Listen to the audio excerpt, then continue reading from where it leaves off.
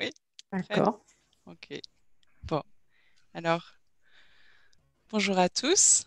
Bienvenue à la rencontre littéraire avec Adeline Dieudonné et Sina de Malafosse autour du livre La vraie vie, publié aux éditions L'Iconoclaste en France et DTV en Allemagne. Je suis Ariane Batoutauvant, la directrice de l'Institut culturel franco-allemand de Tübingen. La vraie vie est un livre qui concourt au prix littéraire, prix première, qui en est à sa première édition et que nous avons lancé ici à l'Institut culturel franco-allemand de Tübingen. Il s'agit de c'est un prix du public qu'on propose au public allemand et francophone également, de voter pour l'un des trois titres qu'il a préférés. Les votes sont ouverts jusqu'au 30 juin, donc vous avez encore 6 jours pour pouvoir voter. Le lien va apparaître dans le chat pour pouvoir voter pour l'un des trois livres.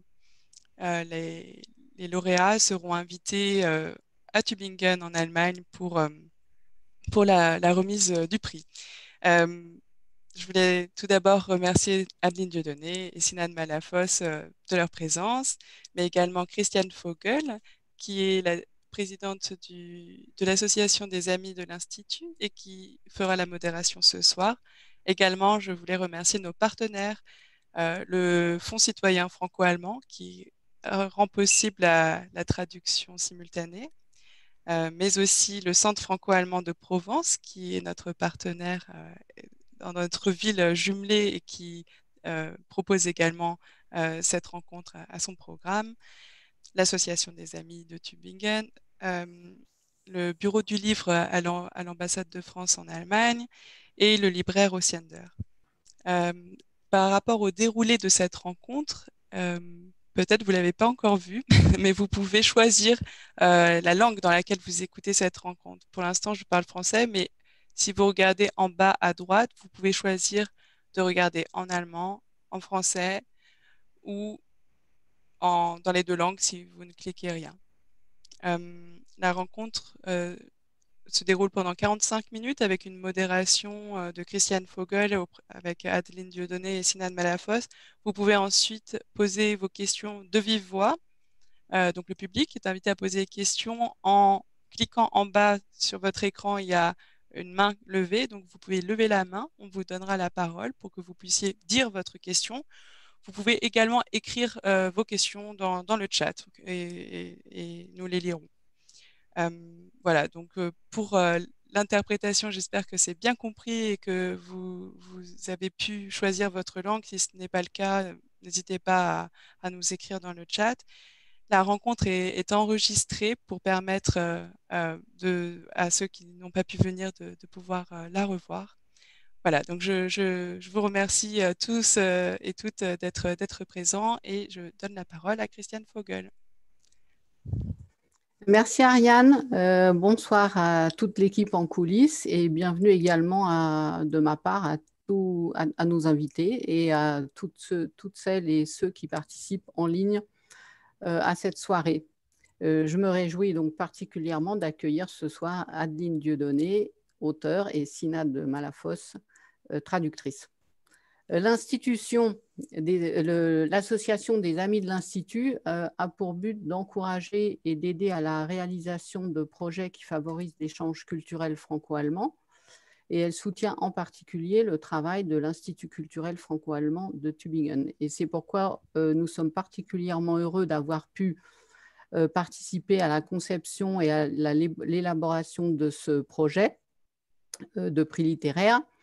Et parce qu'en récompensant non seulement l'auteur, mais aussi le traducteur ou la traductrice du livre, nous mettons l'accent sur l'importance du travail de traduction pour le dialogue interculturel. Voilà, donc ça nous a particulièrement fait plaisir d'être associés à ce projet. Maintenant, je voudrais vous présenter rapidement nos invités. Adeline Dieudonné est née en 1982 à Bruxelles, où elle vit de nouveau aujourd'hui. Avant d'être écrivaine, Adeline Dieudonné était, et elle est toujours d'ailleurs, actrice au théâtre. La vraie vie est son premier roman. paru en France aux éditions L'Iconoclaste en 2018, il a eu un énorme succès. Il a reçu de nombreux prix, une quinzaine, je crois, dont le prix Renaudot des lycéens et le prix du roman FNAC, pour n'en citer que deux. Et il est traduit dans le monde entier. Donc, pour ce qui est de l'Allemagne, c'est Sina de Malafosse qui l'a traduit en allemand. Elle est née en 1984, elle vit à Toulouse, où elle est traductrice et lectrice. La vraie vie est sortie chez DTV en avril 2020 sous le titre Das wirkliche Leben. Sina de Malafosse traduit aussi de nombreux autres auteurs et entre autres Victor Gestin qui figurait d'ailleurs aussi sur notre longue liste pour ce prix. Alors ma première question s'adresse à vous, Sina. Vous êtes de nouveau présente sur la nouvelle longue liste pour le prix 2022 avec la traduction du livre de Fatima Das, La petite dernière. Alors ma question, comment est-ce que vous choisissez les nouveaux auteurs? Comment est-ce que vous les découvrez? Est-ce qu'on vous propose ces traductions? Et en deuxième partie, qu'est-ce qui vous a particulièrement attiré ou motivé dans le roman d'Adeline Dieudonné? Ja, zur Auswahl. Ich glaube, ich entdecke. D'abord, en ce qui concerne le choix des livres, je crois que je découvre les livres comme tout un chacun. Je m'informe, je recherche les nouvelles publications, je vois quelles sont les nouvelles voix qui s'expriment. Il y a toujours beaucoup de choses à lire et à découvrir. Mais ce sont bien sûr aussi les maisons d'édition qui choisissent leur programme de traduction et mon idée après, c'est de transmettre mon enthousiasme dans la traduction et donc d'essayer de choisir. Mais c'est quand même la maison d'édition qui fait la proposition du contrat de traduction. Mais au début, en tout cas, bien sûr, on essaie de faire le plus de propositions possible soi-même. On peut tomber sur quelques perles qui n'ont pas encore été repérées comme des perles. Et à ce moment-là, on peut se dire, tiens, je vais jouer mon rôle de découvreur et essayer de rendre ce livre plus connu. Alors, dans le cas de ce livre, comme pour celui de Fatima Das, on avait forcément l'impression que c'était un livre magique. On est complètement absorbé par le livre. On entend la voix de la narratrice dans sa propre tête et on a tout de suite envie de traduire. Et on a l'impression que ce livre, il a été écrit pour soi. Mais quand on pense à toutes les étapes qu'il y a entre l'expérience de lecture et puis le contrat de traduction, pour moi, c'est assez miraculeux que ça fonctionne, qu'on puisse arriver à effectivement devoir traduire ce livre et ensuite essayer de convaincre les lecteurs, de convaincre la maison d'édition. Il y en a plusieurs qui peuvent vouloir faire une traduction, mais il y en a une qui va l'emporter. Donc, il y a tout un tas d'étapes qui viennent s'immiscer. Et moi, j'étais dès le départ convaincu que c'était un livre formidable et donc je voulais absolument pouvoir le traduire. J'étais très ravi. J'étais ravi. Et alors, la deuxième question, qu'est-ce qui m'a particulièrement attiré ou motivé dans le livre d'Adeline Dieudonné? Eh bien, sa communauté de fans internationale aujourd'hui le dit bien, on est pris, on est saisi dès le début. Il y a cette voix de cette jeune fille très sympathique qui nous prend d'emblée, qui a d'une part un regard optimiste sur le monde, mais qui en même temps est très clairvoyante et qui décrit les choses de manière assez crue. Dès la deuxième page, la mère est présentée comme une amibe. Ça peut paraître assez amusant et assez méchant à la fois.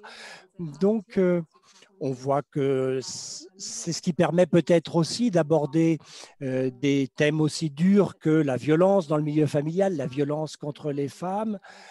C'est aussi un thriller. On est vraiment tiré et attiré par l'intensité de ce livre. Il est très rythmé au plan de la langue. Il y a beaucoup d'images, de descriptions pleines d'imaginaire et c'était nouveau pour moi.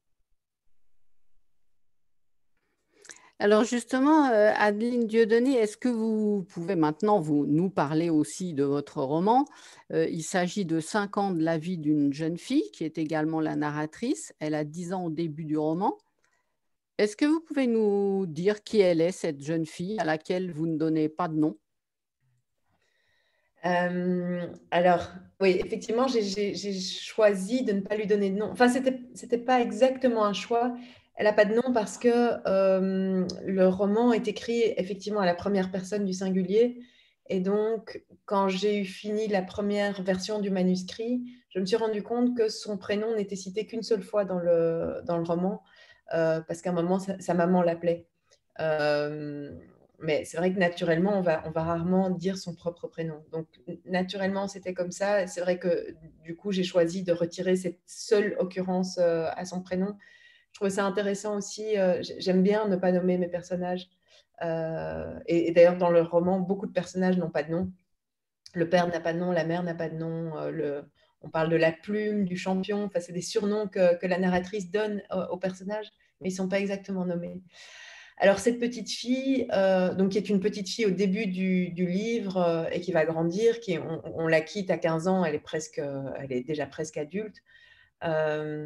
C'est une petite jeune fille en fait relativement normale à la base, mais à qui va arriver quelque chose de complètement extraordinaire et un accident qui va la traumatiser, elle et son petit frère au début du livre. Et à partir de là, elle va découvrir sa propre détermination. Elle va découvrir le drame, le deuil, comment survivre par rapport au trauma et surtout comment aider la personne qu'elle aime le plus au monde, à savoir son petit frère. Et dans cette ambiance familiale qui est effectivement très, très dure, et comment est-ce qu'elle va pouvoir trouver sa liberté à l'intérieur de ça, trouver ses propres forces, comment est-ce qu'elle va pouvoir demander de l'aide aussi à l'extérieur, faire appel à d'autres personnages. Et donc, c'est une petite héroïne très déterminée, qui a beaucoup d'humour aussi. On le sent effectivement dans sa façon de décrire le monde qui l'entoure. Il y a beaucoup de cruauté et d'humour noir, un peu féroce, ce qui lui permet de prendre un petit peu de recul par rapport à ce qui lui arrive. Et très sensuel aussi. Je trouvais ça important d'avoir cette partie-là, de montrer ça chez une toute jeune femme, de montrer comment la découverte de son corps, de sa sensualité peut avoir une influence et lui donner de la force aussi. Alors justement, vous parlez de cette ambiance familiale un peu spéciale. Je voudrais vous demander de nous lire le premier chapitre pour mettre aussi nos auditeurs et auditrices dans l'ambiance. D'accord. Je dois juste le reprendre. Je suis vraiment désolée. D'accord. Donc, le premier chapitre, excusez-moi. Si vous avez une toute petite question. Ah non, c'est bon. Je crois que je l'ai là. C'est une toute petite question pour. Oui, une petite question. Par exemple, pourquoi est-ce que, justement, en parlant de nom, vous nommez le petit frère, il s'appelle Gilles, et pourquoi avoir choisi le petit frère pour le nommer? Parce que lui, j'ai pas eu le choix. C'est-à-dire que comme c'est le personnage le plus important, le personnage central du roman, et que c'est celui auquel la narratrice fait référence en permanence, j'aime pas nommer mes personnages, mais en ce qui le concerne, j'ai vraiment pas eu le choix. Je pouvais pas faire autrement. Et donc lui, j'ai été obligée. Mais si j'avais pu faire autrement, j'aurais fait autrement. Mais c'est vrai que toute l'histoire tourne autour de ce petit bonhomme. Et donc lui, oui, c'était complètement obligé. Alors, le premier chapitre de la vraie vie. Rappelez-moi juste à quel endroit est-ce que je m'arrête? Vous allez jusqu'à la fin, mais si ça vous paraît trop long, Non, vous c'est pouvez parfait. vous arrêter. C'est parfait, c'est parfait.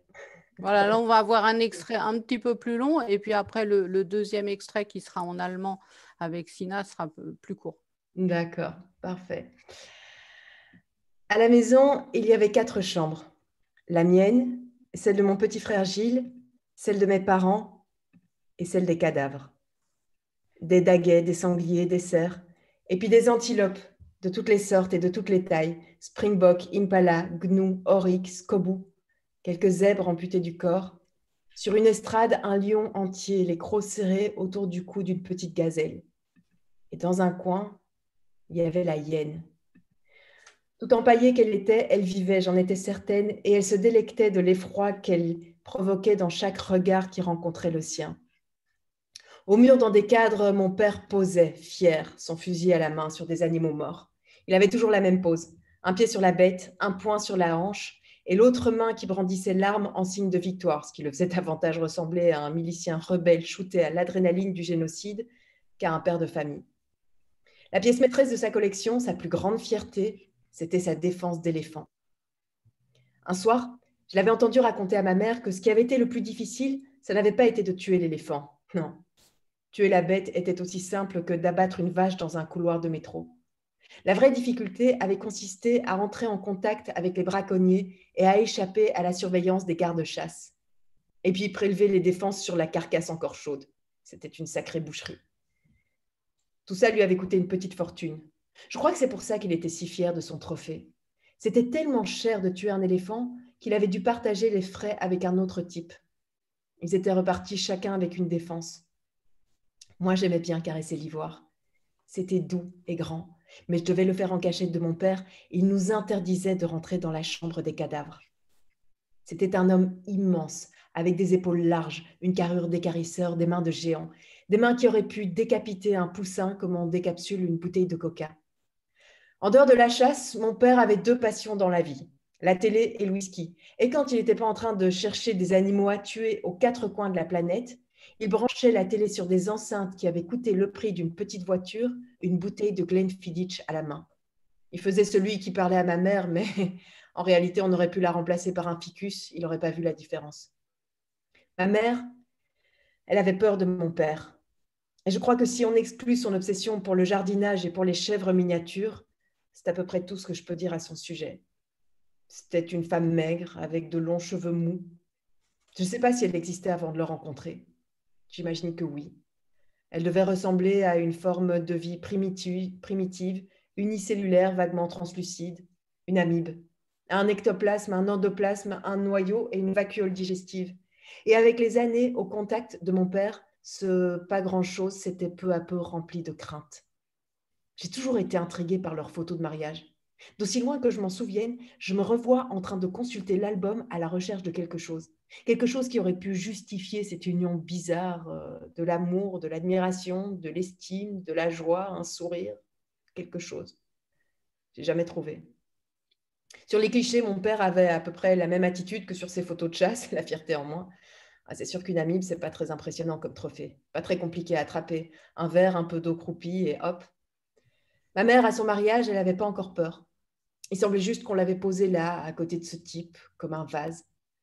En grandissant, je me suis aussi demandé comment ces deux-là avaient conçu 2 enfants, mon frère et moi. Et j'ai très vite arrêté de me poser la question parce que la seule image qui me venait, c'était un assaut de fin de soirée sur la table de la cuisine puant le whisky. Quelques secousses rapides, brutales, pas très consenties, et voilà. La principale fonction de ma mère était de préparer les repas, ce qu'elle faisait comme une amibe, sans créativité, sans goût, avec beaucoup de mayonnaise. Des croque-monsieur, des péchotons, des œufs mimosa et du poisson pané avec de la purée mousseline, principalement. Merci. Alors là, on voit bien ça nous met dans l'ambiance de la famille, mais c'est aussi le style qui est très, très original parce que vous décrivez quelque chose de tout à fait brutal, mais avec de l'humour. C'est marrant. Il y a quelques phrases ironiques qui détonnent avec la brutalité de ce que vous décrivez. Et ça, en fait, on le retrouve dans tout le livre. Donc, est-ce que ça va être adapté sur la scène, la vraie vie? J'y pensais là parce que je me disais que on voit que vous êtes actrice et que vous avez l'habitude de la scène. Oui, bah, j'ai d'autant plus de facilité à le lire qu'effectivement, ça a été adapté et on vient de terminer la première série de représentations ici en Belgique. Et je suis sur scène pour incarner la narratrice. Donc, effectivement, l'adaptation a été faite ici en Belgique. Ça va être repris, on va avoir des tournées qui vont suivre. Et il y aura également une adaptation en allemand. Mais donc, c'est tout à fait une autre création faite mais ça, je ne sais pas, peut-être que Sina est un petit peu plus au courant que moi sur la façon dont ça va être fait. Non. Ok. Noch nicht. Mais donc, je sais que... Non, pas encore pour le moment. Ah, voilà. Je sais qu'il y a C'est trop tôt. un grand théâtre allemand qui a repris, qui a racheté les droits, et donc il y aura aussi également une adaptation en Allemagne. Est-ce que vous êtes seul sur scène ou est-ce qu'il y a d'autres personnages? Non, on est 4 sur scène. Donc il y a mon personnage, la narratrice, il y a le père, la mère et le petit frère Gilles. Et donc le petit frère est joué par un adolescent. Donc c'était très émouvant pour moi de trouver sur scène en fait ce rapport qui m'a tellement émue dans l'écriture du livre. Et là, on est 4 comédiens sur scène, et pour moi, c'est assez incroyable de me retrouver au cœur de mon histoire et de la vivre, et qu'elle soit incarnée et interprétée aussi, parce qu'il y a l'interprétation des autres comédiens, mais il y a aussi l'interprétation du metteur en scène, il y a l'interprétation des scénographes, il y a la création lumière, la création son. Enfin, donc, ça fait beaucoup de créateurs comme ça qui se retrouvent autour du texte, et c'est incroyable. C'est vraiment une sensation qui est folle pour moi. Sina, pour le titre, à propos du titre, souvent les titres des maisons d'édition allemandes sont différents du titre original. Ce n'est pas toujours la traduction mot à mot. Alors là, ça paraît, au premier abord, ça paraît semblable, Das wirkliche Leben. Mais il y aurait eu d'autres mots pour traduire vrai. Il y aurait eu echte, wahre Leben. D'ailleurs, après avoir lu le livre, moi, je parlais toujours de das wahre Leben. Il m'a fallu un peu de temps pour m'habituer à das wirkliche Leben. Et en fait, le vrai, ce n'est pas forcément das wirkliche. Parce que le vrai, ça fait appel c'est la vérité, tandis que das Wirkliche, c'est die Wirklichkeit, c'est la vérité, c'est pas forcément le réel. Voilà, donc je me suis posé la question, est-ce que vous avez choisi ce titre, das Wirkliche Leben, et si oui, pourquoi avez-vous choisi cet adjectif, ou est-ce que ça a été proposé par la maison d'édition? Also als Übersetzerin mache ich natürlich Vorschläge zum Titel. Das kann... Alors évidemment, en tant que traductrice, je fais des propositions de titres. Ça peut être la traduction littérale, même si effectivement, comme vous le dites, il y a plusieurs choix possibles. Mais c'est de toute façon l'éditeur qui décide au final du titre qui va être retenu en fonction de plusieurs aspects. Il faut que ça fonctionne en allemand. Il y a notamment des aspects de marketing et puis de protection des titres aussi. Et je crois qu'il y a déjà un livre qui s'appelle Das wahre Leben. C'est pour ça qu'on a mis de côté cette option avec l'adjectif wahre. Mais moi, je suis plutôt satisfaite de ce titre parce que, évidemment, il y a plusieurs possibilités en allemand. Vous l'avez dit, wahr, echt, wirklich. Mais ça ne donne pas exactement la même tonalité. Et du point de vue de la narratrice, je trouve que il y a quand même un lien entre la réalité et l'irréel. Donc, elle a l'impression qu'elle n'est pas dans la bonne vie, qu'elle n'est pas dans celle qu'elle devrait avoir. Et elle en est profondément convaincue qu'il y a quelque part cette véritable vraie vie ailleurs, et donc à laquelle elle va travailler pour revenir dans le passé au moment où tout a déraillé. Mais je trouve que ce titre, Das wirkliche Leben, ça intègre aussi la dimension du traumatisme et du choc. Et ça renvoie évidemment au traumatisme subi par Gilles, qui va être complètement transformé après l'accident. Et elle a l'impression que elle est devenue un peu étrangère à sa propre vie dans cette petite vallée. Et ce n'est qu'au fil de l'histoire que, à force de se replacer, de se redécouvrir au plan physique, au plan intellectuel et de s'ancrer dans le réel, c'est à ce moment-là qu'elle se sent elle-même devenir à nouveau réelle. Donc, c'est pour moi l'intérêt de ce titre aussi. Mhm. Alors, on avait organisé un cercle de lecture au mois de mars pour parler de votre livre avec les lecteurs. Et donc, on s'était posé cette question, qu'est-ce que c'est que la vraie vie? Donc, il y avait ces deux aspects-là, le fait qu'elle quitte l'enfance et l'innocence de l'enfance et qu'elle découvre donc la vraie vie, ou peut-être est-ce la vie qu'elle n'est pas en train de vivre et dont elle rêve et dont elle pense qu'elle va pouvoir y arriver.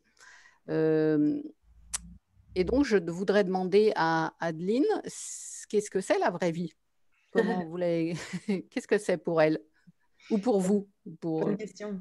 Mais c'est vrai qu'il y a ce double sens dans ce titre que je trouvais effectivement assez intéressant. Et je le dis avec d'autant plus d'aisance que c'est un titre qui m'a été proposé par ma maison d'édition que je n'ai pas... Je ne l'avais pas envisagé moi-même. Et quand ils me l'ont proposé, je dis, mais évidemment, c'est génial, c'est ça, c'est ça le titre. Et donc, j'aimais beaucoup ce double sens entre la vraie vie, est-ce que c'est la réalité ou est-ce que c'est la vie dont on rêve, la vie qu'on se projette. Et finalement, peut-être que la vérité se trouve un petit peu entre les deux, c'est-à-dire que pour elle, finalement, tout son combat, ça va aussi être de prendre possession de sa vie, de prendre le pouvoir.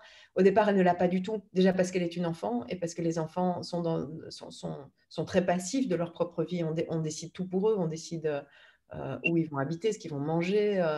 Les enfants n'ont pas beaucoup de choix.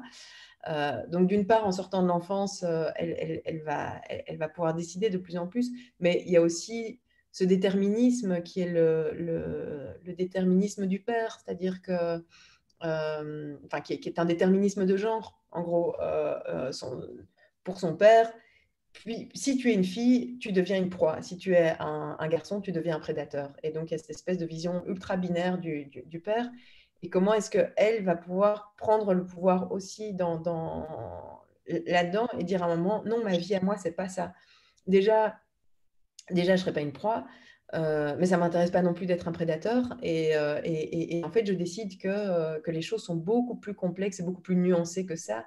Et je veux sortir de cette vision très manichéenne et très binaire de la vie. Et donc, c'est comment elle prend le pouvoir et elle s'approprie sa vie. Et donc, c'est peut-être là, finalement, qu'elle se trouve la vraie vie. C'est cette vie sur laquelle on a... j'aime pas trop le mot contrôle, mais sur laquelle on a... et j'aime pas le mot pouvoir non plus.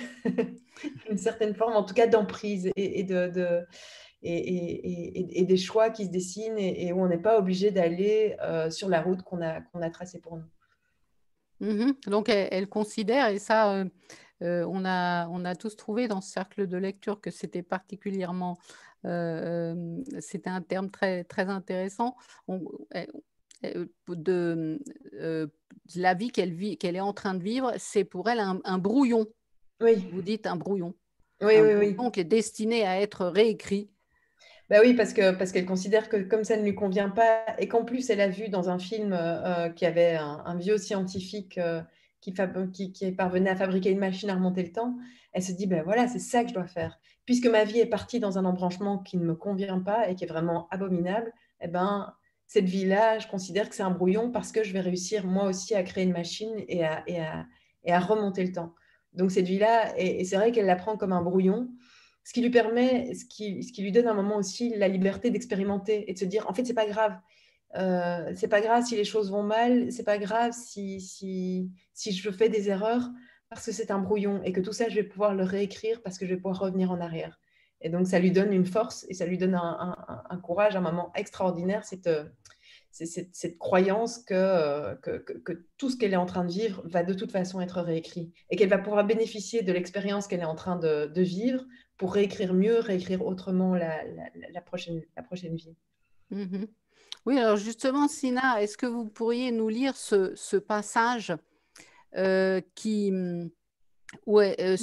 tournant dans l'histoire, juste après l'accident, où elle tire sa force justement de l'idée de brouillon qu'elle est en train de vivre, qu'elle doit réécrire, qu'elle va réécrire. Donc, c'est le passage, page 37-38. Ja.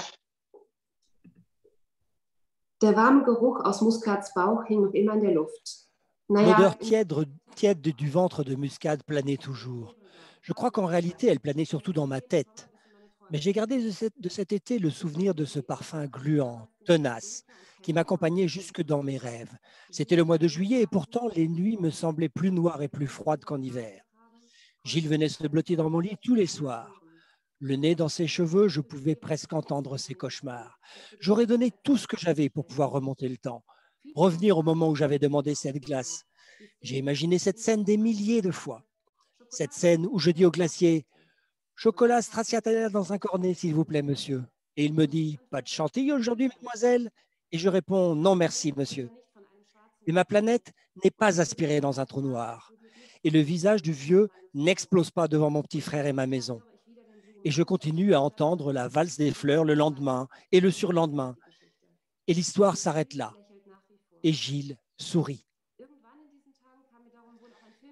Je me suis souvenu d'un film que j'avais vu un jour, dans lequel un peu fou inventait une machine à remonter le temps. Il utilisait une voiture toute bricolée avec plein de fils partout. Il fallait rouler très vite, mais il y parvenait. Alors j'ai décidé que moi aussi j'allais inventer une machine et que je voyagerais dans le temps et que je remettrais de l'ordre dans tout ça.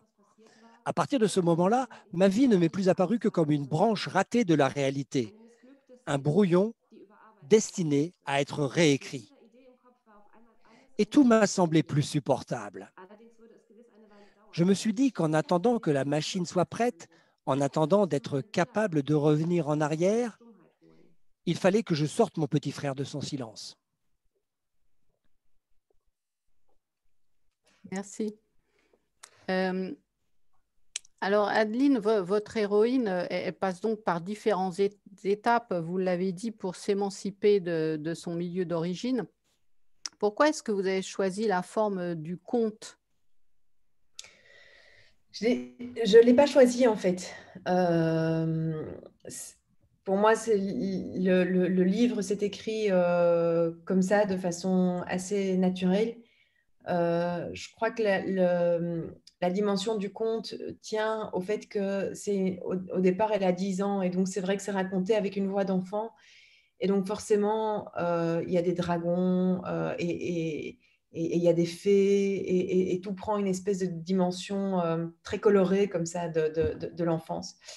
Mais ce n'était pas du tout un choix de ma part, un choix intellectuel. Après, je remarque que tout ce que j'écris tend un petit peu vers le conte, c'est-à-dire que j'ai tendance à avoir cette écriture qui est un tout petit peu en retrait du réel et où les choses sont... Je force un petit peu le trait sur les personnages, sur les situations. C'est vrai que je vais je pousse les choses le plus loin possible. Et donc, c'est ça qui donne ce côté un petit peu surnaturel, enfin pas surnaturel, mais à la limite du réel. Et j'aime bien ça, parce que moi, en tant que lectrice, c'est ça qui me fait voyager.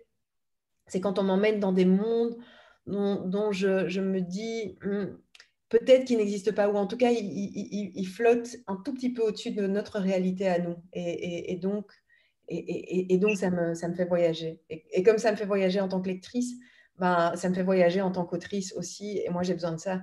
La première personne que je dois amuser au moment où j'écris, enfin, ou émouvoir, ou divertir, ou impressionner, c'est moi-même.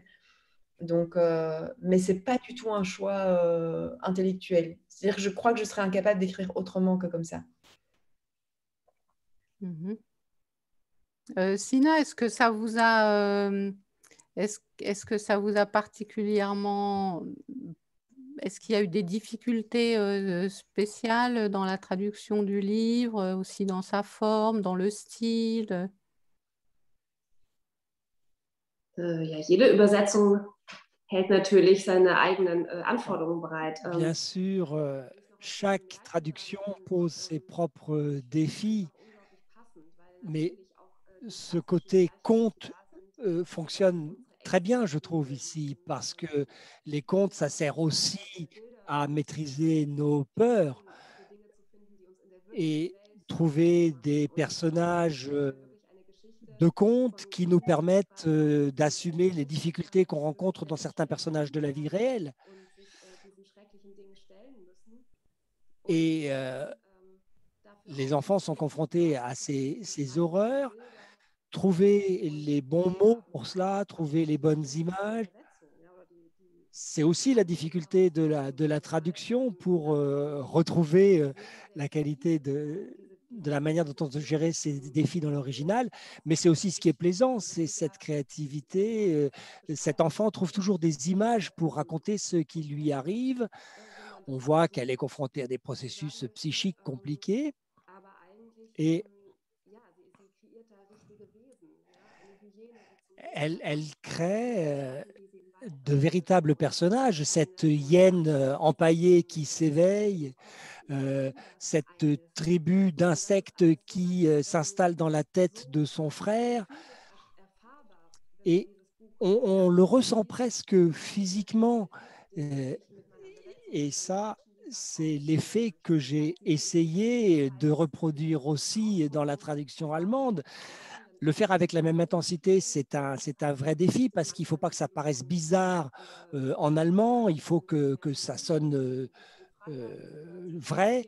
Donc, il faut parfois se distancier un petit peu de l'original, prendre un peu sa liberté, tout en restant aussi précis que possible. Et c'est cet équilibre qui est parfois difficile à trouver. Et puis, on a affaire, le personnage de cette petite fille, c'est une surdouée.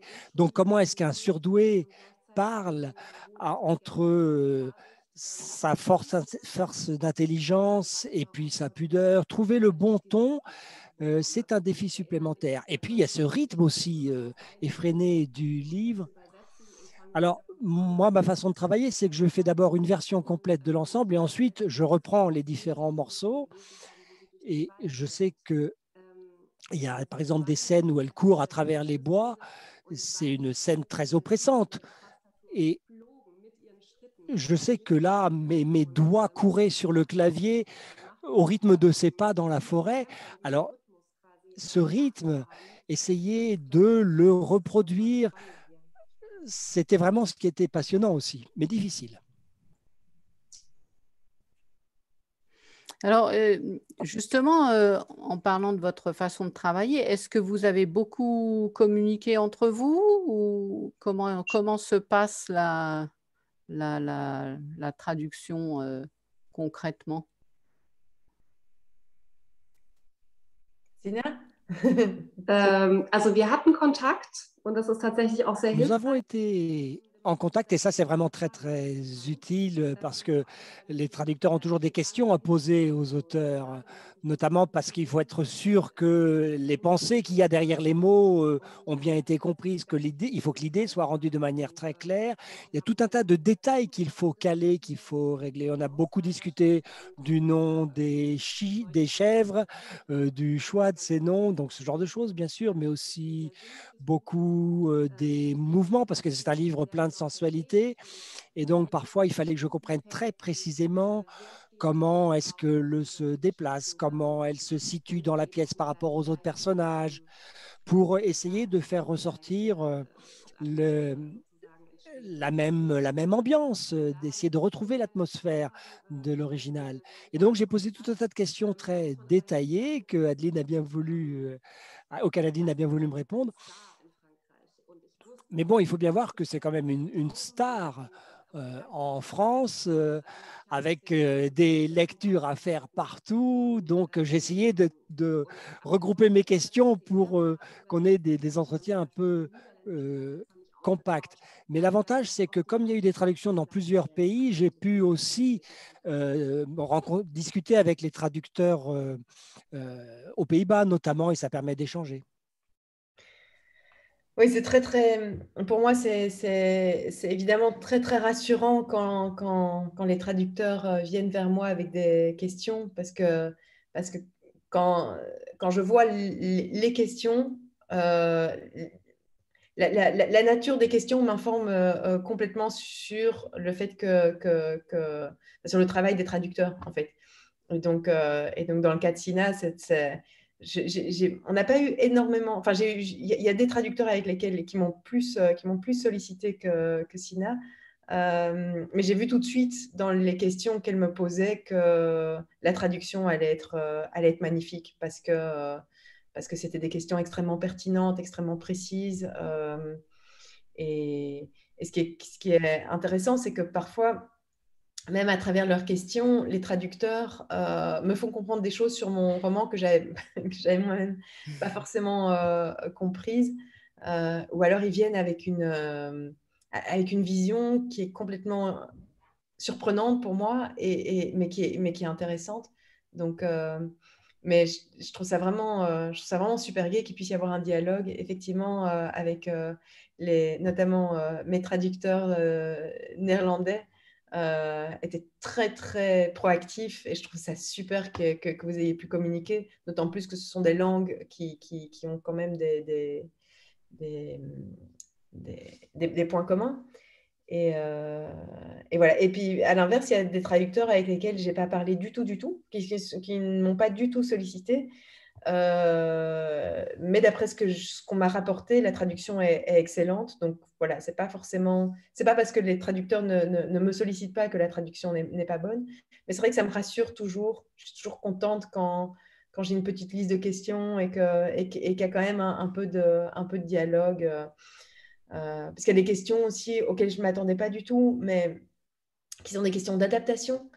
Est-ce qu'on adapte ou pas les prénoms, les noms des lieux, la nourriture Alors, peut-être qu'entre l'allemand et le français, c'est des questions qui se posent moins. Mais par exemple, avec la traduction anglaise, ça, c'est une question qui s'est posée. Parce qu'il y a vraiment des choses qu'on mange ici, qu'on ne mange pas du tout aux États-Unis ou en Angleterre. Et donc, qu'est-ce qu'on fait? Est-ce qu'on transpose pour que le lecteur états-unien ou anglais puisse s'identifier? Ou est-ce qu'au contraire, on laisse l'ancrage très européen, très belge, même pour certaines choses? Donc, c'est super gai. Mais la collaboration avec Sina était vraiment très évidente et très fluide, et c'était vraiment très agréable. Est-ce que vous allez dans tous les pays pour faire des lectures, dans tous les pays qui ont traduit votre livre? Non, pas nécessairement, parce que déjà, il y a des pays dont la maison d'édition n'a pas forcément les moyens, parce qu'il y a parfois des langues où on est sur des économies qui sont vraiment très réduites, parce qu'il y a peu de lecteurs et que donc ils ont des budgets vraiment très réduits, et que donc même un billet de train ou un billet d'avion, une chambre d'hôtel, enfin voilà, tout ça, ce sont des coûts que l'éditeur doit pouvoir supporter, ce qui n'est pas forcément toujours le cas. Et le Covid m'a un peu coupé les ailes à ce niveau-là, justement, surtout vis-à-vis de l'Allemagne, parce que j'avais toute une série de rencontres qui étaient prévues en Allemagne au mois de mars 2020. Et donc, tout a été annulé en dernière minute. Il y a aussi un aspect qui complique un tout petit peu la vie de mes éditeurs, c'est que je refuse de prendre l'avion. Pour des raisons environnementales. Et donc voilà, je sais que c'est un peu mon seul caprice de diva, de stars. Mais donc, voilà, parfois, c'est vrai que c'est un peu compliqué parce que le trajet en train est plus cher que le trajet en avion. Ou parfois, juste question de timing. C'est-à-dire que moi, ça ne me dérange pas du tout de passer 48 heures dans un train à la place de, à la place de 10 heures de 5 heures d'avion. Mais parfois, économiquement ou au niveau du temps, c'est compliqué. Donc, on essaie de faire. Donc, non, je ne suis pas allée dans tous les pays, mais j'en ai fait un certain nombre. Et oui, et quand c'est impossible de faire autrement, j'ai quand même dû aller aux États-Unis. Bon, là, effectivement, je ne peux pas le faire en train. Donc là, j'accepte de faire une petite traversée de l'océan, mais voilà, j'aurais dû aller en Pologne et j'ai pas pu le faire à cause du Covid. Mais je suis allée en Italie, je suis allée en Espagne, je suis allée, voilà, tous les pays qui sont proches et où c'est possible, l'Angleterre évidemment. Voilà, mais toute l'Amérique du Sud, par exemple, j'ai pas fait et je sais pas du tout si on va le faire à un moment ou pas. Mhm. Alors, pour en revenir à votre livre, l'éditeur allemand présente sur la 4e de couverture votre livre comme une, alors là je cite, une explosive Coming-of-Age-Geschichte, où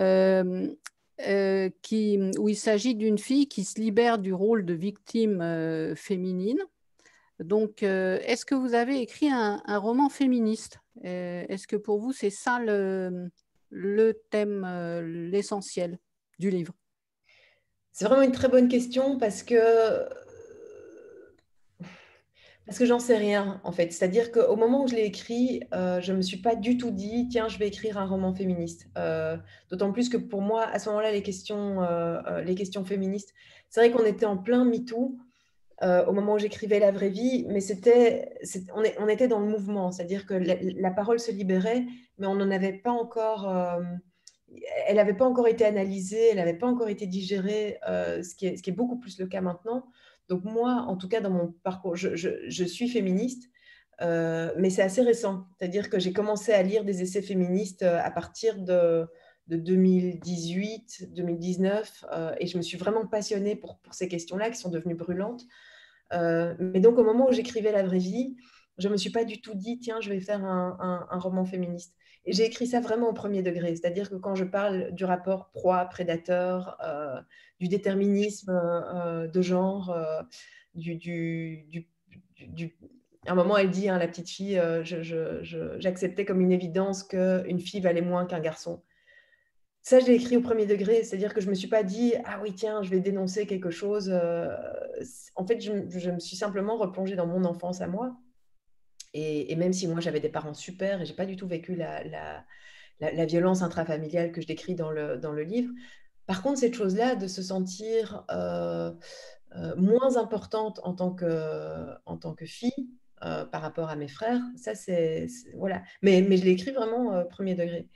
Après, effectivement, aujourd'hui, avec le recul, on peut se dire que le livre a une vraie dimension féministe parce que c'est une histoire d'émancipation, parce que c'est une histoire de se dire arrêtons avec ces rôles de domination.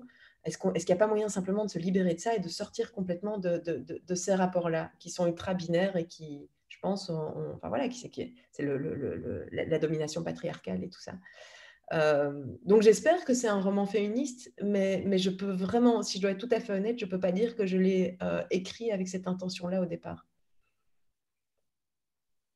Also vielleicht darf ich noch anfügen, es ist natürlich ganz Alors, ce eindeutig. que je pourrais ajouter, c'est que visiblement, que ce soit voulu ou non, c'est quand même une dénonciation de cette réalité terrible. Et les femmes font les mêmes expériences partout dans le monde. Mais ce que je trouve formidable, c'est que ça reste très équilibré parce que celui qui souffre le plus de cette violence, c'est le petit frère, Gilles, donc un petit garçon qui souffre de la violence de son père. Donc lui aussi souffre de cette image de la virilité, du rapport entre les genres. Oui, et Et d'ailleurs, au-delà du féminisme, il y a vraiment une dimension même écoféministe, de nouveau, que je n'avais pas du tout vue à ce moment-là, mais il y a aussi toute l'histoire de la domination sur les animaux, avec ce personnage du père qui est passionné par la chasse, et même la chasse illégale, le braconnage. C'est un grand mangeur de viande, le petit frère qui se met à torturer les animaux. Enfin, voilà, il y a aussi cette domination-là qui apparaît. Et puis la domination des adultes sur les enfants. Enfin, voilà. Il y a vraiment... cette petite fille se retrouve à l'intersection de différents rapports de domination. Pas tous, évidemment. Il y a plein de rapports de domination qui ne sont pas abordés dans le livre. Mais il y a vraiment cette domination-là aussi de l'humain sur la nature. Et donc, c'est rigolo parce que je suis obsédée par, et surtout au moment où j'ai commencé à écrire La vraie vie, terrifiée, obsédée par les questions environnementales et par voilà, le monde qu'on laisse à nos enfants. Mais quand j'ai écrit La vraie vie, je me suis dit, là, j'écris quelque chose pour me faire plaisir. C'est-à-dire que je n'avais pas du tout l'intention de mettre ces thématiques-là au cœur de... Parce que je crois que le jour où je ferai ça, où je me dirai, j'écris un roman pour dénoncer telle ou telle chose ou pour porter tel ou tel propos, pour avoir tel ou tel message, je crois que ce sera raté. Parce que ce sera moralisateur, ce sera donneur de leçons. Mais c'est quand même incroyable à quel point toutes ces thématiques se retrouvent dans le livre, malgré moi. Et je ne l'ai pas du tout réalisé au moment où j'écrivais. J'étais tellement dans l'histoire que je ne me suis pas du tout dit, tiens, c'est un roman sur l'écologie, vraiment sur l'avenir du monde, sur comment est-ce qu'aujourd'hui, 2 enfants pourraient se dire, on veut revenir en arrière, on veut pouvoir remonter dans le temps parce qu'on est sur un embranchement qui est... d'un point de vue écologique, ça tient tout à fait la route aussi, de se dire il faudrait qu'on puisse revenir au début des années 80 pour ne pas refaire les mêmes erreurs qui ont été faites et qui nous amènent aujourd'hui à une situation qui est catastrophique. Donc voilà, mais toutes ces questions sont au centre du roman, mais sans que je les calcule. Merci beaucoup. Bon, on va peut-être laisser nos auditrices et auditeurs poser leurs questions. Alors, si vous voulez bien donner la parole.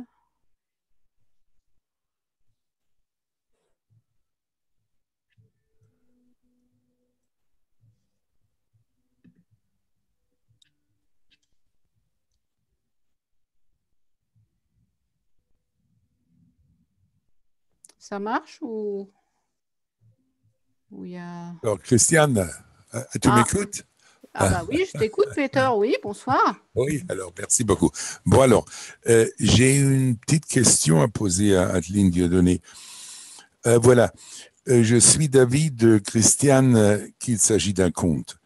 Bon, ce qui est caractéristique pour les contes, c'est qu'il y a des clichés, mais je ne sais pas si on peut vraiment décrire la vie en toute sa complexité en prenant recours aux contes. Qu'est-ce que vous en pensez?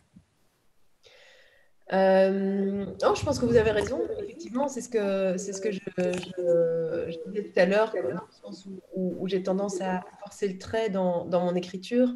Donc, c'est vrai, on peut reprocher à mon écriture ou à mes histoires de manquer de nuances. Et c'est vrai. J'ai un moment, je crois que c'est une façon de raconter les histoires que moi j'aime bien, et parce qu'il y a quelque chose aussi de surprenant là-dedans, peut-être d'un petit peu spectaculaire, et j'ai pas spécialement peur de ce mot-là. Mais donc c'est vrai, peut-être que ça force un petit peu le trait à certains endroits, ça caricature un petit peu certains personnages, et donc il y a certainement des histoires plus nuancées. Oui, c'est une réalité, mais je l'assume complètement parce que voilà, à un moment, il faut faire des choix et on peut pas être tout. Et moi, c'est vrai que ce qui m'amuse, c'est plutôt d'aller dans des choses un petit peu bigger than life. Merci. Merci à vous. Alors, on a une question de Thomas. Est-ce que je la lis ou comment ça se passe, Ariane? Eh bien, oui, tu peux la D'ac- lire si la personne ne prend pas la parole. Si vous voulez prendre la parole, D'accord. Thomas Schlung, vous pouvez lever la main en, en cliquant en bas sur votre écran. Il y a une main que vous pouvez lever. Mais comme il n'y a Bon, pas de alors, signe, je on peut la lire. lis. Alors, est-ce que l'auteur s'est servi de personnes réelles pour écrire au moins en partie son histoire, ou est-ce que tout ça vient de son imagination complètement? Ouais, c'est toujours une question complexe aussi, ça, parce que mais c'est une bonne question. C'est-à-dire que, alors, il y a des choses que je peux identifier, et puis il y a des choses qui m'échappent. C'est-à-dire que, par exemple, le personnage du glacier, il y a le glacier de mon enfance est réellement mort. Je vais pas, oui, je vais éviter de trop en dire pour pas faire de spoil pour ceux qui n'ont pas encore lu le livre. Mais bref, l'accident qui survient au début est réellement arrivé. Après, pas dans ces conditions-là, pas devant les enfants. Mais donc, cette histoire-là m'a inspirée parce que je me suis dit, c'est dingue, comment est-ce qu'un tel accident peut arriver? En fait, ce qui m'avait frappé, c'était de me dire, on n'est jamais en sécurité, nulle part. Même quand on est un gentil glacier qui pense faire ses glaces gentiment dans son coin, eh ben, il peut nous arriver un accident terrible et fatal. Donc ça, voilà, c'est quelque chose que j'ai repris du réel. Après, sur le personnage du père, moi, j'ai pensé le créer complètement de mon imaginaire. Et puis après, je me suis rendu compte qu'en relisant l'autobiographie de ma grand-mère, qu'en fait, il y avait énormément de points communs avec mon arrière-grand-père, avec le père de ma grand-mère. Et que, en fait, cette dynamique familiale, je pense que j'ai été la rechercher là, avec la mère qui ne se défend pas, ou qui ne prend pas à défendre ses enfants. Et c'est vrai que ma grand-mère, quand elle a lu le livre, elle m'a dit, c'est dingue, j'ai vraiment reconnu, je me suis reconnue dedans, j'ai reconnu mon père, j'ai reconnu ma mère. Et c'est vrai que j'ai fait, ah oui. Je connaissais son histoire, mais à aucun moment, pendant que j'écrivais la vraie vie, je me suis rendu compte qu'il y avait autant de points communs. Voilà, après, il y a des... Oui, de temps en temps, il y a des personnages, il y a des petites choses, il y a des clins d'œil aussi. Et ça, il y a que les personnages il y a certaines personnes qui peuvent se reconnaître dans certains personnages. Voilà, il y a l'histoire de la femme du professeur Pavlovitch, où là, je me suis inspirée aussi d'une histoire réelle, mais qui est malheureusement extrêmement courante. Hein. Je me suis inspirée d'une histoire, mais en fait, des femmes qui subissent ce qu'elle a subi, il y en a énormément, énormément. Donc voilà, c'est toujours un petit peu la question de ce que je reprends du réel consciemment, et puis de ce qui vient inconsciemment se greffer. On a une autre question là. Est-ce que l'apprentissage de la liberté de cette jeune fille la rend heureuse ou non? La grande question du bonheur, ouais, oui, moi je crois que oui. Moi je crois qu'on est plus heureux quand on est plus libre, quand on est plus conscient, quand on identifie les schémas dans lesquels on est pris, et qu'on a la possibilité de s'en libérer, même si parfois ces prises de conscience sont douloureuses. Mais si on doit faire la comparaison entre elle et sa maman, oui, je pense qu'elle est, en tout cas, je pense elle est mieux armée pour se construire une vie qui sera plus heureuse que celle de sa maman. Donc oui, moi je pense qu'on est plus heureux. Après, effectivement, c'est toujours la grande question de est-ce que la connaissance, est-ce que parfois on n'est pas mieux à rester dans une certaine forme d'ignorance? Est-ce que voilà, est-ce que quand on est libéré de ces chaînes, on doit aussi affronter un certain nombre de choses, on doit affronter sa liberté, c'est aussi quelque chose qui s'affronte, donc c'est plus dur. Mais ma conception à moi du bonheur, c'est que c'est clairement, il va avec la liberté, avec l'autodétermination. Mais je ne sais pas, peut-être que Sina a un point de vue sur la question appropriée. Keinen Fall. Aber man merkt natürlich auch am Ende des Buches, ohne jetzt zu viel. Non, mais on remarque aussi à la fin du livre, sans vouloir trop dévoiler, on a du mal à dire si c'est une fin heureuse ou une fin plutôt triste, parce que finalement, tout a un prix. Tout a un prix et ça, c'est aussi ça, la vraie vie. Mhm. Et est-ce que vous pouvez nous dire, selon vous, quel est le moteur essentiel pour que l'héroïne puisse surmonter sa peur? Est-ce que c'est son petit frère, son amour pour son petit frère? Est-ce que c'est la découverte de son corps, de ses propres besoins? Est-ce que c'est le... Je pense que effectivement, ce qui la nourrit à travers tout le roman, c'est vraiment l'amour de son petit frère. C'est ce paradis perdu qu'elle veut retrouver, cette personne qu'elle aimait tant et qui est en train de disparaître. Donc ça, c'est son moteur. Après, il y a effectivement plein de choses qui viennent l'aider. Elle se découvre elle-même. Il y a la découverte des sciences aussi, de la connaissance, voilà, de ses propres facultés. Et puis, il y a les personnages qui lui donnent un coup de main. Et ça, c'est très, très important pour moi aussi, parce que je ne voulais pas raconter l'histoire de quelqu'un qui s'en sort absolument toute seule, parce que je ne voulais pas qu'on puisse ressortir de ce livre en se disant « Ah ben oui, quand on veut vraiment quelque chose, on peut l'obtenir ». Non, je suis persuadée que non, il y a des gens qui sont vraiment prisonniers de situations qui sont insolubles, inextricables, et qu'à un moment, il faut pouvoir recevoir de l'aide aussi, et que l'individu n'est pas à lui seul complètement maître de ce qui lui arrive, et qui veut peut. C'est une expression vraiment que je déteste. Mais donc, il y a beaucoup de moteurs différents. Mais les autres, vraiment, l'aide de l'extérieur, ça me paraît fondamental aussi. D'ailleurs, je me rappelle, en vous entendant parler, que cette voisine a aussi un nom, la voisine qui l'aide pour construire la machine à remonter le temps, Monica. C'est vrai, Monica. Mais ça a été un peu je crois, ouais, c'était une demande de ma maison d'édition.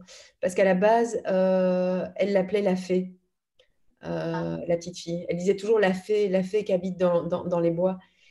Et ma maison d'édition, ils ont eu peur, en fait, que le début du roman soit trompeur pour les lecteurs, c'est-à-dire qu'il y ait tellement d'éléments du conte, si la petite fille n'arrête pas de parler de fées, de dragons, que les lecteurs, jusqu'à l'accident, se disent bah, on est tombé dans un roman jeunesse, là, on s'est trompé de livre. Et donc ça, ils m'ont demandé de lui donner un prénom, un vrai prénom. Mais sinon, moi, j'étais partie pour lui donner aussi un surnom. Et alors, juste toute petite parenthèse, mais ce personnage de Monica, je l'ai reprise parce qu'elle m'a manqué. Elle disparaît à un moment dans la vraie vie. Elle disparaît assez tôt dans le roman. Et moi, j'étais un peu triste parce que j'avais envie d'en savoir plus sur ce personnage. Et donc, on la retrouve dans mon deuxième livre, Kérosène, qui n'est pas encore traduit en allemand, mais voilà. Donc, il y a des personnages comme ça que j'ai envie de redécouvrir. Mm-hmm. Alors, Sina, est-ce que vous allez traduire le deuxième livre, Kérosène? Wie gesagt, ich habe noch keinen Vertrag, aber Alors, pour le moment, je n'ai pas le contrat correspondant, mais j'espère, je serai très heureuse de pouvoir le traduire, oui. Aber jetzt kommt ja erstmal ein wunderbarer Theatermonolog, den sie geschrieben hat. Mais bon, il y a d'abord un monologue de théâtre formidable qui a été écrit il y a un petit moment déjà et qui va sortir à l'automne en Allemagne. Donc pour les lecteurs, il y a de nouveau quelque chose à se mettre sous la dent avec Bonobo Moussaka. Merci. Et c'est aussi, vous la jouez, c'est un monologue au théâtre, non? Parce que vous êtes sur scène aussi avec Bonobo Moussaka. Je l'ai joué. Je l'ai Ah, joué, mais maintenant c'est fini parce que voilà, j'ai envie de me consacrer aussi à d'autres projets. Mais oui, oui, Bonobo, je l'ai joué ici en Belgique. Ouais. C'était mon premier texte. en France aussi ou seulement en Belgique? Non, je ne l'ai pas joué en France. En fait, de nouveau, merci, merci le Covid. On aurait dû être au Festival d'Avignon avec Bonobo Moussaka il y a un an.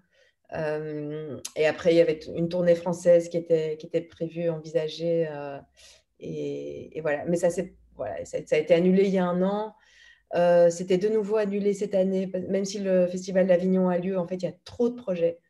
Il y a un embouteillage puisque tous les projets de l'année dernière, plus les projets de cette année, enfin voilà, il y en a trop. Et donc, mon producteur a jugé que c'était dangereux d'aller s'aventurer avec Bonobo sur cet Avignon-ci, et je pense qu'il avait amplement raison. Et voilà, et le postposer encore d'une année, pour moi, c'était... il y a un moment, j'ai des nouvelles idées, j'ai des nouvelles choses qui arrivent aussi dans ma tête, et j'ai envie de pouvoir me consacrer à des nouvelles choses. Donc voilà, donc Bonobo, c'est tant pis.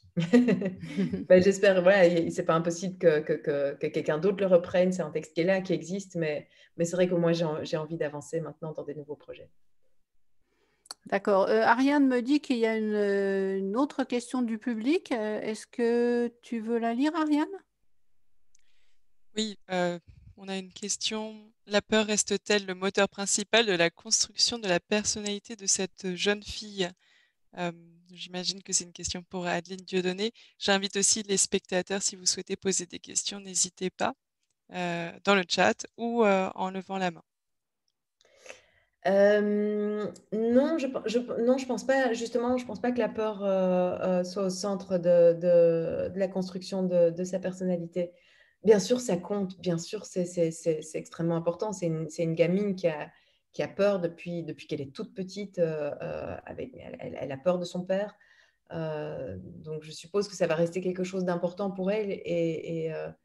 Mais je crois pas, je crois vraiment que l'amour qu'elle porte à son petit frère, justement, elle le dit à la fin du livre, j'ai vu l'horreur et j'ai vu la beauté, et la beauté a gagné. C'est-à-dire que pour elle, elle s'accroche plus à ce qui lui a procuré du plaisir, du bien-être, qu'à qu'à ses peurs. Mais de nouveau, c'est pas une évidence hein, du tout, mais elle se construit plus comme ça, donc sur les choses, elle s'accroche vraiment, c'est quelqu'un de profondément positif et optimiste. Donc je pense qu'elle s'accroche plutôt à ses émotions positives, même si la peur, effectivement, elle est présente et elle joue un grand rôle. Et, et même à un moment, c'est surtout la colère, à un moment, qui l'emporte sur la peur. À force d'avoir peur, à un moment, elle en a vraiment marre. Et donc, sa colère la sauve. Dans les émotions négatives, vraiment, la colère, c'est quelque chose de très, très important pour elle. Et c'est pour moi, c'est une bonne émotion négative, la colère. Enfin, ça peut être un bon moteur pour se sauver un moment. Ich habe das eigentlich auch eher so empfunden, dass nicht die Angst ihr Motor ist, weil wir am Oui, j'ai Anfang... aussi eu le sentiment que ce n'était pas la peur qui était le principal moteur. Par exemple, lorsqu'ils sont à table, personne n'ose bouger, personne n'ose faire un mouvement pour ne pas susciter la fureur du père. Donc, tout reste figé dans cette peur. Mais quand elle commence à agir et à lutter contre cette peur, eh bien, ce sont des sentiments positifs, l'amour, la pulsion de liberté qui la portent et qui sont à ce moment-là les moteurs. Et le rapport entre la proie et le prédateur, le gibier et le chasseur, font que c'est difficile de dire stop et d'arrêter de courir. Quand on est pourchassé, avoir osé dire ça suffit, je m'arrête, je ne suis plus le gibier, je ne suis plus la proie. Et donc, c'est cette victoire sur la peur qui fait la force du personnage. Sina, une question sur de nouveau sur votre manière de travailler.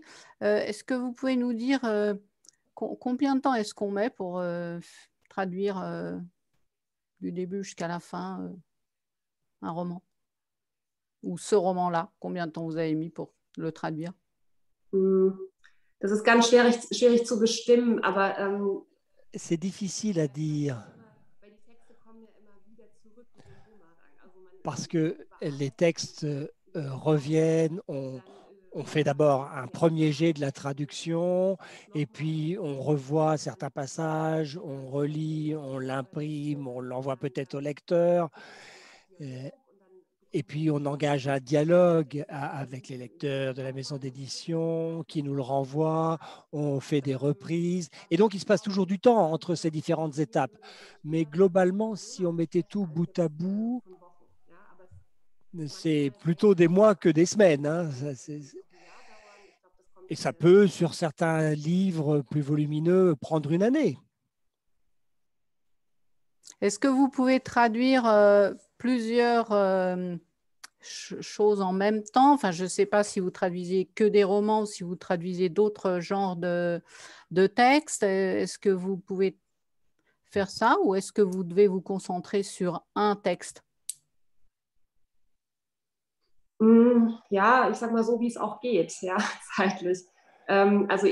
Ça dépend un petit peu de ce qui est possible.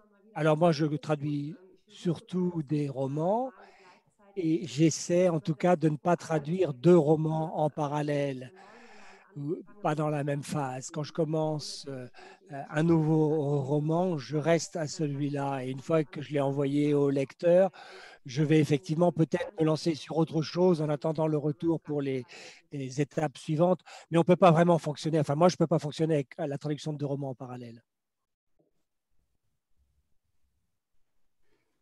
Bien, est-ce qu'on a d'autres questions? Moi, j'en ai une.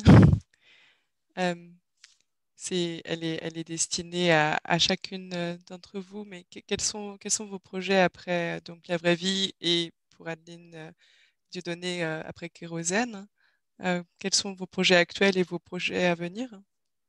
Est-ce que c'est plutôt vers le théâtre pour vous, Adeline Dieudonné? Est-ce que c'est plutôt vers l'écriture?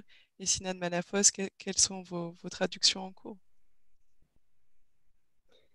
Moi, alors là, je dois terminer la promotion de Kérosène, qui n'est pas encore, voilà, je dois encore l'accompagner un petit peu.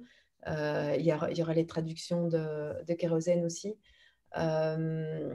J'ai quelques projets d'écriture de scénario, dont un là qui est terminé et donc j'espère qu'il va pouvoir être mis en production assez rapidement, que j'écris avec Thomas Gunzi, qui est un autre écrivain belge qui voilà, on travaille très bien ensemble. Et puis j'ai un nouveau roman en tête et j'espère pouvoir me concentrer dessus assez rapidement.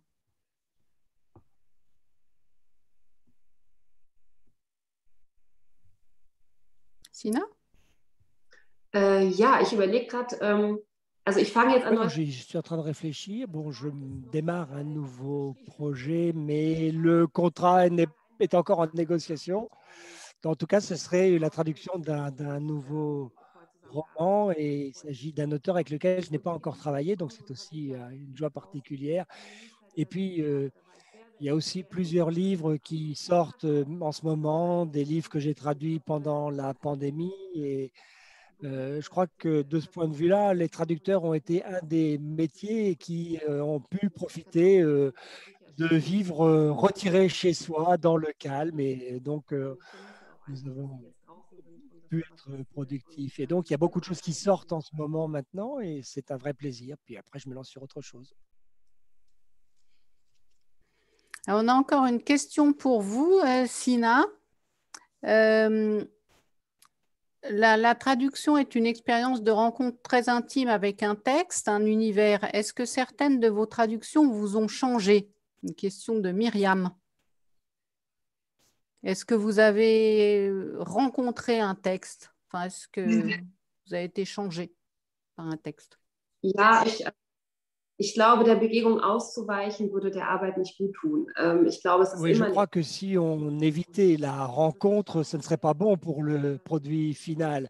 Donc, il y a toujours une rencontre avec le livre et c'est parfois surprenant lorsqu'on traduit un livre dont on se disait au départ que ça allait être drôle, que c'était un projet plutôt léger dans lequel on n'allait pas forcément s'impliquer personnellement très fortement.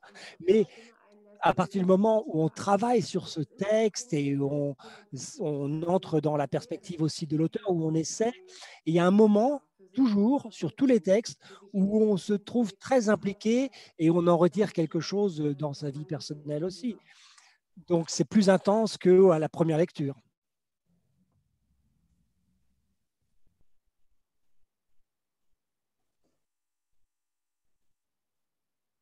Est-ce qu'on a d'autres questions?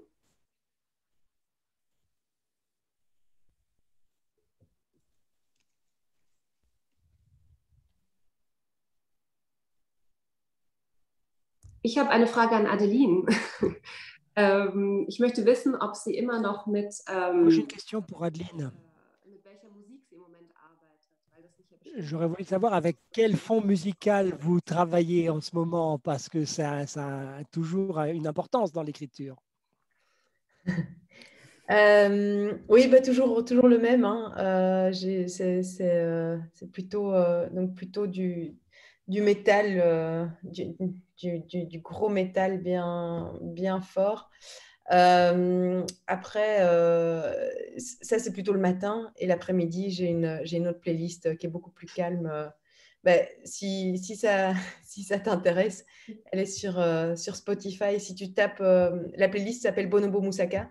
Parce que je l'avais écrite, je l'avais créée au moment où j'écrivais Bonobo. Et donc voilà, c'est une grosse. Et mon autre playlist plus calme s'appelle Amarula, qui était le nom de la première nouvelle que j'ai écrite, où effectivement j'étais sur un registre beaucoup plus doux. Et donc voilà. Mais ouais, c'est super important. Pourquoi avoir changé de registre? Parce que sur Amarula, c'est vrai que j'avais envie de faire quelque chose de très tendre, de très doux. C'est la rencontre entre une jeune femme qui est représentante en sextoys, qui fait des ventes de sextoys à domicile, et son voisin qui est un très très vieux monsieur de 96 ans. Et donc, j'avais envie de quelque chose de très doux, de très tendre. Donc, j'avais créé cette playlist à ce moment-là. Et puis, en fait, je me suis aperçue que ce qui me convient, c'est vraiment de passer de l'un à l'autre en fonction du moment de la journée. Parce que c'est vrai qu'écrire pendant toute une journée sur du heavy metal, c'est un peu éreintant. Mais donc, en général, le matin, pour me mettre en route, j'aime bien écrire. Et c'est vrai que ça donne, ça aide à sortir et à trouver des voix aussi, des voix de personnages qui sont comme ça, très directes, très dures, très... Et puis, une fois que la voix est trouvée, ben après, c'est plus facile pour moi de rester dans cette tonalité-là, même si j'écoute une musique plus calme à ce moment-là. Est-ce que vous travaillez d'une manière très disciplinée? Le matin, il y a des auteurs qui ont des habitudes comme ça, le matin de 4 heures du matin à 10 heures, après ils ont fini la journée, ou plutôt le soir, ou n'importe où, ou plutôt chez vous? Ben, j'aimerais bien, en fait, je rêve du moment où j'arriverai à avoir cette discipline. Pour l'instant, ça me paraît complètement impossible parce que j'ai les enfants que je dois déposer à l'école le matin, parce qu'il y a la promo, parce que c'est vrai que j'ai toujours des choses qui me sortent de la routine d'écriture. Et voilà, mais je me dis, à un moment, les enfants, ils vont grandir. À un moment, la promo, j'aurais peut-être besoin d'en faire moins. Et peut-être que je réduirai aussi mes activités. C'est vrai que quand, par exemple, je suis au théâtre, ben, c'est impossible de me dire, je mets mon réveil à 4 heures du matin et j'essaie d'écrire avant d'emmener les enfants à l'école, faire ce genre de choses. Donc, je rêve de ça. Pour l'instant, je n'y arrive pas. Donc, je m'organise plutôt en période de travail. C'est-à-dire que je me dis, là, voilà, pendant 3 mois, je n'accepte plus rien et je ne fais que écrire. Et je dois toujours emmener les enfants à l'école le matin et les chercher le soir. Mais au moins, je peux me dire, voilà, de 8h à 15h, je fais rien d'autre que d'écrire. Et alors, à ce moment-là, j'adore. C'est vrai que c'est les moments où je suis, où quand je peux partir en résidence d'écriture, c'est vraiment le pied total de me dire, pendant 10 jours, je parle à personne et je fais que écrire. Et je fantasme un peu sur ces auteurs qui ont eu cette liberté, ou qui vivaient au milieu des bois dans une cabane et qui pouvaient se dire, voilà, je ne fais rien d'autre que ça. Et à ce moment-là, j'écris vraiment très, très, très bien et beaucoup. Et je suis super heureuse et je suis vraiment très, très impliquée. Mais en tout cas, je travaille mieux le matin. Une chose est à peu près certaine, c'est que je crois que je n'écrirai jamais la nuit. J'ai aucune concentration. Il y a des auteurs qui commencent à être vraiment bons une fois que le soleil est couché, une fois que tout le monde se met à dormir. Moi, ça, je sais que ça ne me convient pas. Je suis vraiment une autrice du matin. Et Sina, pour la gymnastique du cerveau, la traduction, c'est mieux le matin ou? Ja, finde ich schon. Ich arbeite sehr gern auch relativ früh morgens. Oui, Also, pour moi aussi. Moi, j'aime travailler tôt le matin. Enfin bon, tôt, pas 4 heures, hein, plutôt 7 ou 8 heures du matin. Je commence à travailler lorsque ça fonctionne, lorsque ça marche. Et puis, bien sûr, il y a des phases d'intensité fluctuantes. Il faut d'abord aborder le texte. Et puis, à un moment, on se dit qu'on a trouvé la voie et on a plus de facilité à rester concentré. Mais évidemment, la règle générale, c'est ce qu'on a traduit un jour, on le voit avant de passer à la suite. Merci. Est-ce qu'on a d'autres questions? Ça n'a pas l'air d'être le cas.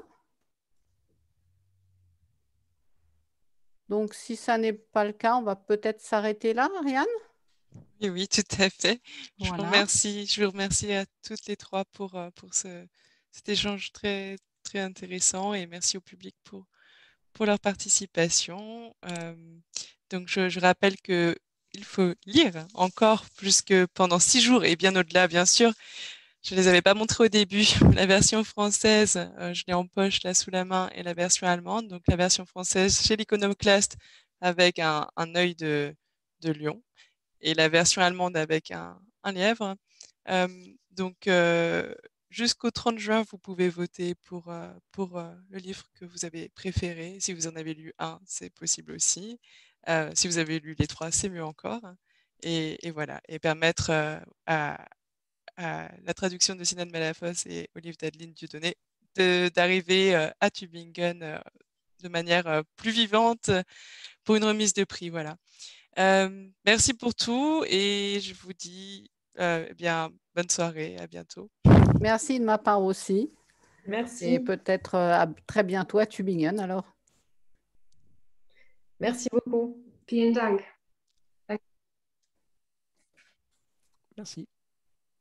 Ah oui. Merci aussi bien sûr Gabi Holling et Pierre Richard pour la traduction simultanée. Je suis navrée, sous l'émotion, j'ai oublié de le nommer.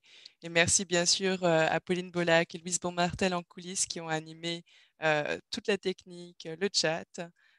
Voilà, merci à toutes. Bonsoir.